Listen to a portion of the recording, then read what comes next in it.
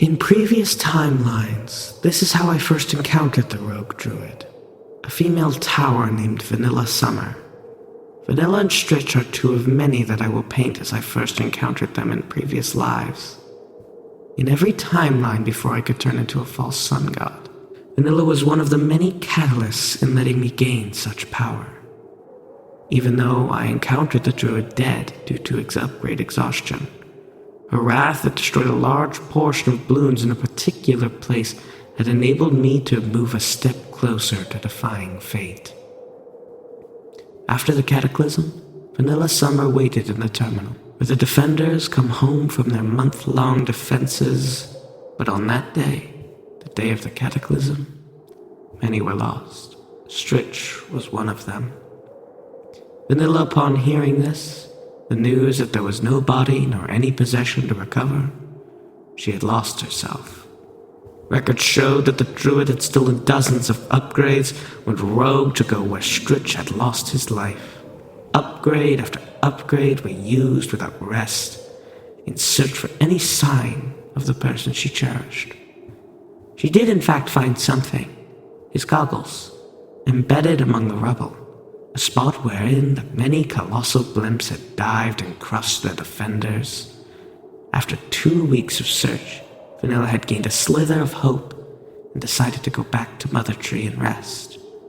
Alas, she never made it. Upgrade exhaustion had taken over without her even knowing. What a sad fate. I will not let it happen again.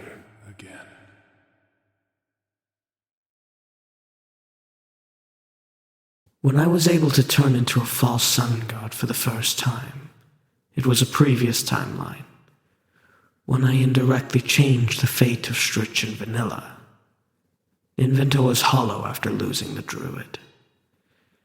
It is said that if you heard screams during a defense, that was Stritch gifting life. Lifeless rubbers forming into a boiling lump of flesh, destroying everything in its wake.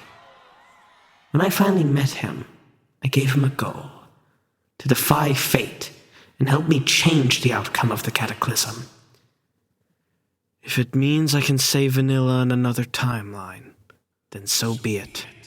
I'll be your pawn. He is terrifyingly selfless.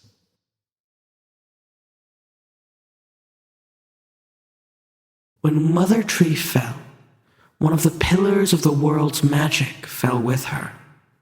I encountered her weeping in one of my many repeats. I was searching for what's left of life after the cataclysm. The mother wept for her flowers. She held on to them, wishing she did more than she ever reasonably could. I wonder, what was my mother like?